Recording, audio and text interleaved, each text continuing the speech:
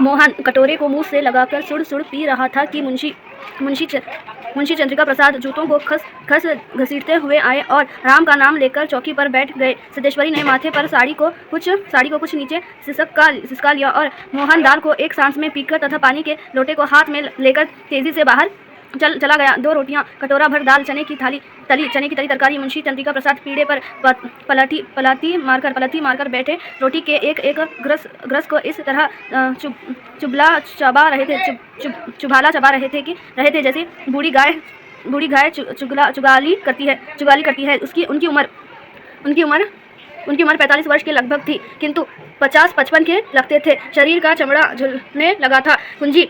कुंजी खोपड़ी आईने की भांति चमक रही थी। गंदी धोती के ऊपर अपेक्षाकृत कुछ साफ बनियान तार लटक रही थी। मुंशी जी ने कटोरे को हाथ में लेकर दाल को थोड़ा सुड़कते हुए पूछा, बड़का दिखाई नहीं दे रहा? सिद्धेश्वरी की समझ में नहीं आ रहा था कि उसके दिल में क्या हो गया है, जैसे कुछ काट रहा हो। पंखे को जरा और जोर से घुमाती हुई बोली, अभी खाकर काम पर गया है। कह रहा था कुछ दिनों में नौकरी लग जाएगी। हमेशा बाबूजी किया रहता है। बोला, बाबूजी देवता के समान है। मुंशी जी के चेहरे पर कुछ चमक आई। शर्माते हुए पूछे, क्या कहता था कि बाबूजी देवता के समान है? बड़ा पागल है।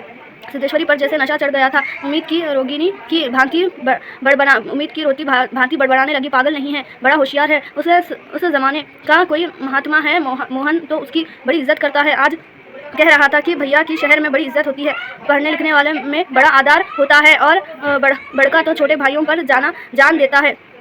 दुनिया में वहाँ सब कुछ सह सकता है, पर यहाँ नहीं देख सकता कि उसके प्रमोद को कुछ हो जाए। मुंशी जी दाल लगे हाथ को चाट रहे थे। उन्होंने सामने की ताक की और देखते हुए हंसकर कहा, बड़का का दिमाग तो खैर काफ़ी तेज़ है। वैसे लड़कापन में नटखट भी था, हमेशा खेल कूद में लगा रहता था। लेकिन यहाँ भी बात थी कि जो सबका मैं उसे याद करने को देता था, उसे बरख रहता था। असल तो यहाँ की तीनों लड़के काफ़ी होशियार है। प्रमोद को कम समझती हो, यहाँ कहकर वहाँ अचानक जोर से हंस पड़े। मुंशी जी 1.5 रोटी खा चुकने के बाद एक गिलास से युद्ध कर रहे थे। कठिनाई होने पर एक गिलास पानी चढ़ा गए, फिर खर खांस कर खाने लगे। फिर चुप्पी छा गई। दूर से किसी आटे की चक्की की पुक आवाज़ सुनाई दे रही थी और पास की नीम के पेड़ पर बैठा कोई पंडुक लगातार बोल रहा था। सिद्धेश्वरी की समझ में नहीं आ रहा था कि क्या कहे। वह चाहती थी कि सभी चीज़ें ठीक से पूछ ले, सभी चीज़ें ठीक से जान ले और दुनिया की हर चीज़ पर पहले की तरह धड़ल्ले से बात करे, पर उसकी हिम्मत नहीं होती थी। उसके दिल में जाने कैसा भय समाया हुआ था। अब मुंशी जी इस तरह चुपचाप दुबके हुए खा रहे थे जैसे पिछले 2 दिनों से मौन व्रत धारण कर रखा हुआ हो और उसको कहीं जाकर आज शाम को तोड़ने वाले हो।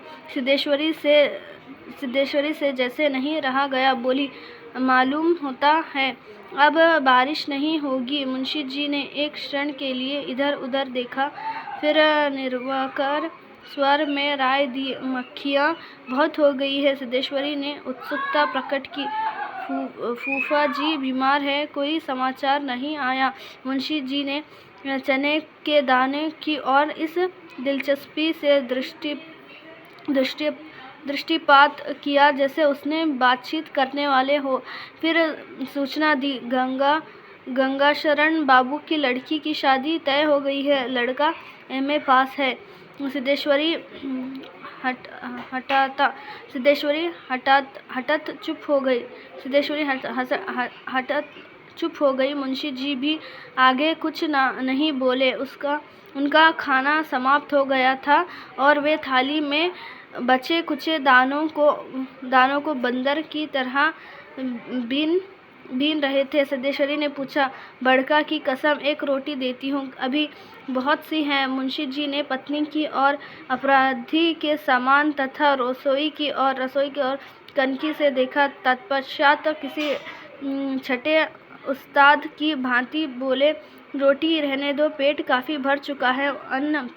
अन्न और नमकीन चीज़ों से तबीयत उब भी गई। तुमने व्यर्थ में कसम धरी दी। खैर, कसम रखने के लिए ले रहा हूँ। गुड़ होगा क्या? सिद्धेश्वरी ने बताया कि हांडिया में थोड़ा सा गुड़ है। मुंशी जी ने उत्साह के साथ कहा, तो थोड़े गुड़ का ठंडा रस बनाओ, पीऊँगा। तुम्हारी कसम भी रह जाएगी, जायका भी बदल जाएगा, साथ ही साथ हाजमा भी दुरुस्त होगा। हाँ, रोटी खाते खाते नाक में दम आ गया, यहाँ कहकर वे ठहाका मारकर हंस पड़े। मुंशी जी के निपटाने के पश्चात सिद्धेश्वरी उसकी झूठी थाली लेकर चौकी के ज़मीन पर बैठ गई।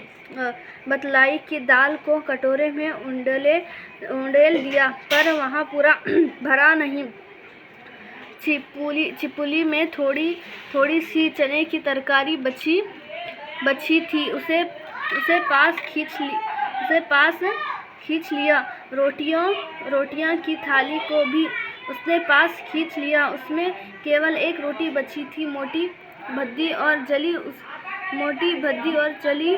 उस रोटी को वहाँ झूठी थाली में रखने जा रही थी कि अचानक उसका ध्यान ओसरे में सोए प्रमोद की ओर आकर्षित हो गया। उसने लड़के को कुछ देर तक एकटक देखा, फिर रोटी को 2 बारह टुकड़ों में विभाजित कर दिया। एक टुकड़े को तो अलग रख दिया और दूसरे टुकड़े को अपनी झूठी थाली में रख दिया।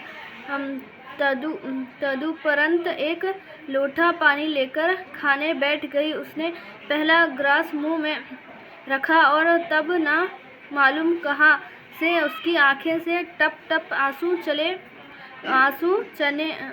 छूने लगे। सारा घर मक्खियों से भन कर रहा था। आंगन की अलगानी पर एक गंदी साड़ी टंगी थी, जिसमें पैबंद लगे हुए थे। दोनों बड़े लड़कों का कहीं पता नहीं था। बाहर की कोठरी में मुंशी जी औंधे मुंह होकर निश्चिंतता के साथ सो रहे थे, जैसे 1.5 महीने पूर्व मकान किराया नियंत्रण विभाग की कालखी से उनकी छटना ना हुई हो और शाम को उनको काम की तलाश में कहीं जाना हो।